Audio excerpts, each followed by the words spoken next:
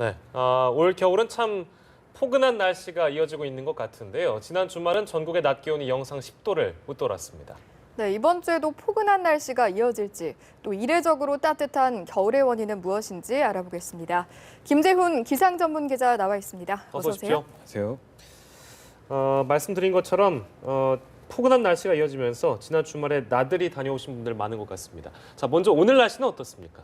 네, 지난 주말은 구름 한 점 없을 정도로 전국에 맑은 날씨를 보였습니다. 예. 또 무엇보다 서울의 가시거리가 20km를 보일 정도로 시야가 확 트였었는데요. 네. 하지만 오늘은 한반도 서쪽에서 구름이 몰려오기 시작합니다. 오전부터 서쪽 지방에서 비가 시작되겠고 오후 늦게는 강원 영동을 제외한 대부분 지방으로 비가 확대되겠습니다. 이번 비구름은 주로 남해상을 지나기 때문에 주로 제주도와 남해안에 비가 집중되겠는데요. 예상되는 비의 양은 제주에 20mm 안팎, 그 밖의 지역에서는 5mm 내외가 예상이 됩니다. 현재 대부분 지방의 기온이 영상을 크게 웃돌고 있기 때문에 예. 이번에도 눈보다는 비가 주로 내리겠습니다. 네. 이번 비는 내일 오전 중에 대부분 그칠 것으로 전망되고 있습니다. 네, 사실 이 추위를 많이 타시는 분들은 어떻게 느끼실지 모르겠는데 요 며칠 참 포근했던 것 같습니다. 이번 주 날씨 전망은 어떻게 될까요? 또 이번에도 추위가 좀 사그러들지 궁금한데요. 네, 지난 주말 맑은 날씨도 날씨도 맑기도 맑았지만 예. 무엇보다 포근했었습니다. 전국에 비 소식이 들어있지만 오늘도 서울의 기온이 7도를 보이는 등 전국 대부분 지방에 10도 안팎의 낮 기온을 보이고 있습니다. 예. 하지만 내일 비가 그친 뒤부터는 한반도 북쪽에서 찬 공기가 밀려오기 시작을 합니다. 특히 수요일부터는 아침 기온이 영하권으로 떨어질 것으로 보이고 있는데요. 수요일 서울의 아침 기온이 영하 3도를 보이겠고 목요일은 영하 6도까지 떨어지겠습니다. 여기에 찬바람도 다소 불기 시작하면서 체감 온도는 더욱 낮겠습니다. 그래도 낮에는 기온이 영상을 회복할 것으로 보이는데요. 보통 12월의 아침 기온이 영하 6도 정도면 아주 큰 추위라고는 할 수는 없습니다. 예. 하지만 요 며칠 날씨가 겨울치곤 워낙 포근했었기 때문에 상대적으로 느끼는 추위는 더 심하게 느껴질 수가 있겠습니다. 이번 아침 추위는 금요일까지 이어지다 주말부터는 날이 서서히 풀리기 시작하겠습니다. 네, 뭐 다소 추워진다고는 합니다만 올 겨울은 말씀하신 것처럼 예년에 비하면 확실히 포근한 것 같은데요. 그렇다면 올해 12월은 얼마나 또 포근한 겁니까? 네, 올겨울 참 날씨가 포근한 날씨가 이어지고 있는데요. 겨울인데도 거리를 좀 보면은 아직도 옷차림이 좀 가볍게 입고 다니시는 분들이 참 네. 많습니다. 혹시 작년 12월 날씨를 좀 기억하실지 모르시겠지만 네. 작년 겨울은 정말 추웠습니다. 네네.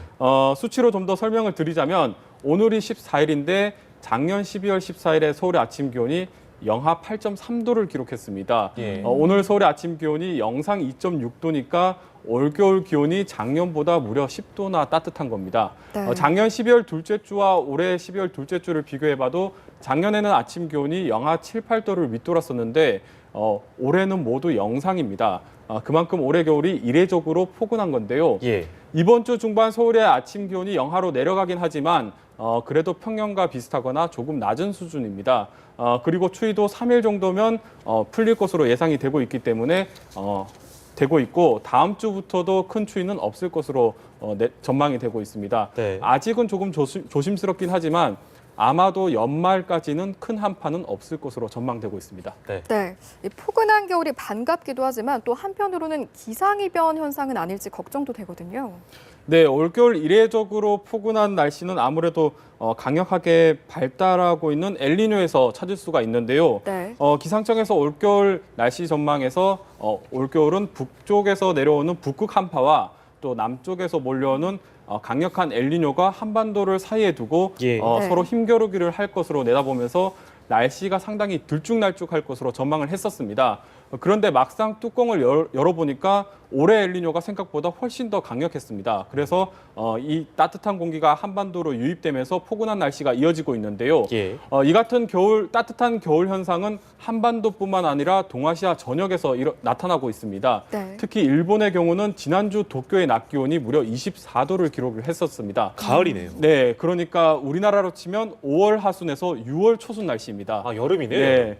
또 여기에 얼마 전에 일본 고치현에서는 시간당 80mm의 한여름 폭우가 쏟아지기도 했었는데요. 네. 일본 관측사상 12월 강수 기록을 갈아치웠습니다. 예, 이런 것도 모두 이번 강력한 엘니뇨의 영향이라고 볼 수 있겠습니다. 네, 참 이례적인 겨울을 우리가 보내고 있다 이렇게 보면 될 것 같은데요. 남은 겨울 날씨도 좀 전망을 해주시죠. 네, 앞에서 전해드린 것처럼 올겨울 날씨는 아무래도 엘니뇨의 영향을 지배를 받고 있다고 해도 과언이 아닌데요. 예. 네. 보통 동아시아 지역의 엘니뇨 현상은 직접보다는 간접 영향을 받습니다. 그런데 이번 엘니뇨가 워낙에 강력하게 발달을 하다 보니까 간접 영향으로도 한반도 날씨에 영향을 주고 있는데요. 예. 세계 기상기구는 이번 엘니뇨가 내년 1월에 최고조에 이를 것으로 전망을 했었습니다. 이에 따라서 우리나라도 1월까지는 엘니뇨의 영향으로 포근한 날이 더 많을 것으로 전망이 되고 있습니다. 네. 다만 1월 중순부터는 한파를 몰고 오는 대륙고기압이 일시적으로 내려오면서 한 번이나 두 번 정도는 맹추위가 찾아올 가능성이 높습니다. 예.